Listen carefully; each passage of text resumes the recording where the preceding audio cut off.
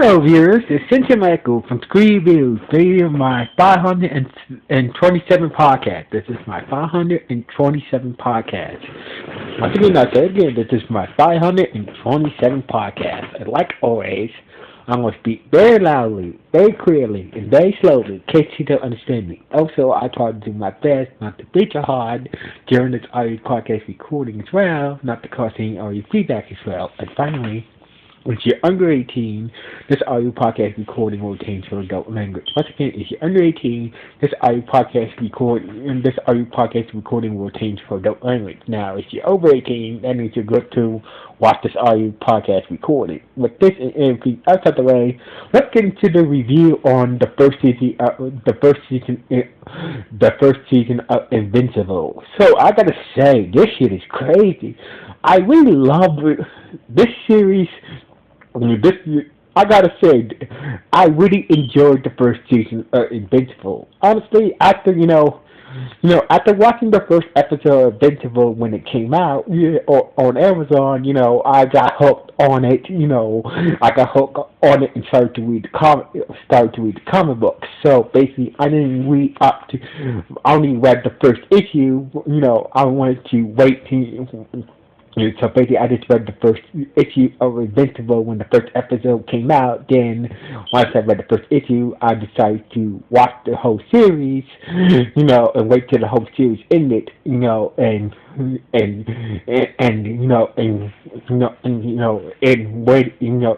then read the rest of the Invincible comic book series. So basically, I really like superhero shows that show that superheroes are not perfect. They do go through their own issues. Not every superhero has a perfect life.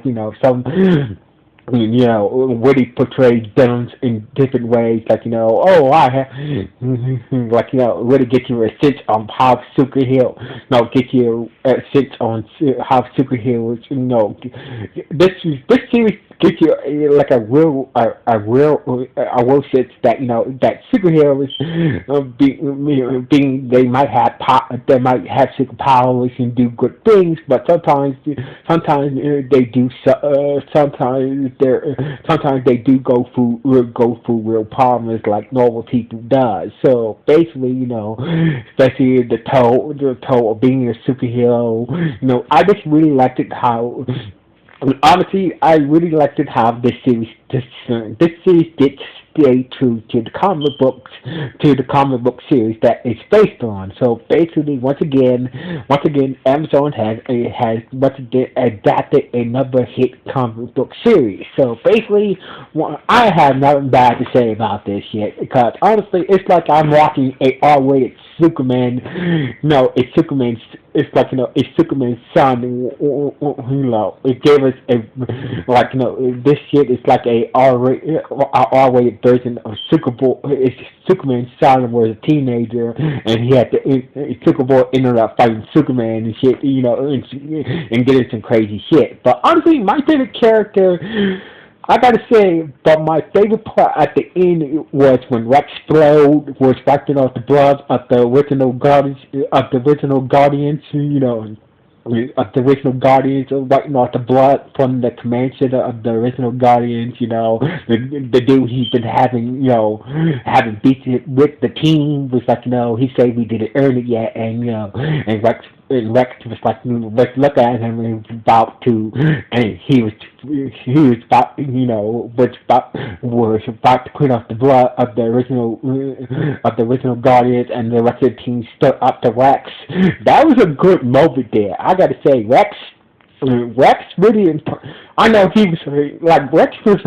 I gotta say, Rex was a funny. Yes, he did. I thought it was fucked up how he did.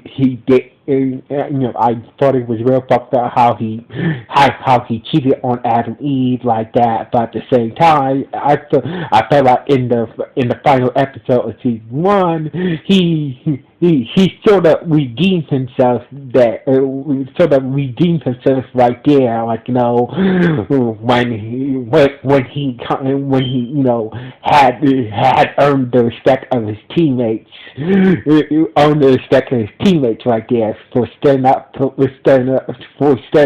him, wiping off the blood of the original Guardian. So basically, Rex, I would say Rex. That was my favorite scene right there. Rex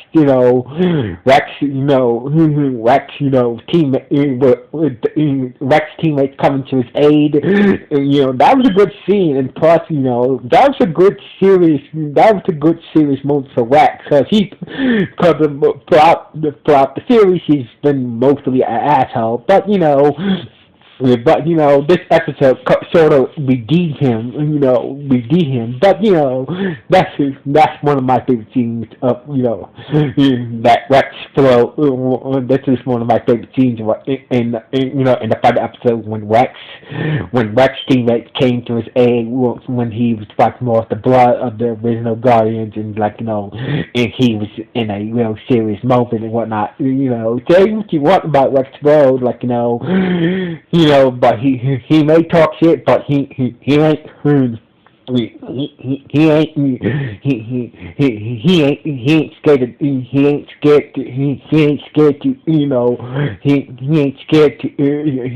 to speak his mind. So basically, that's one thing I like about Rex. So he's not scared of he's not scared to speak his mind. So basically, that's one thing I like about Rex. So besides everything, I just can look for. I'm looking forward for season 2. I have nothing bad to say about season 1. They managed. I know they didn't really cover everything in season 1, but the major plot points. What they. I know they just have to cover the major plot points in season 1, but I see this series lasting. I hope I see this series going on for at least if this series going on to at least 11 seasons. So basically, I really hope that I will see this animated superhero series going on to at least 11 seasons. So basically, I can't wait to see more of Invincible and the rest of the Invincible universe, and the rest of the characters as well. So basically, this once again, the people who brung us the boys,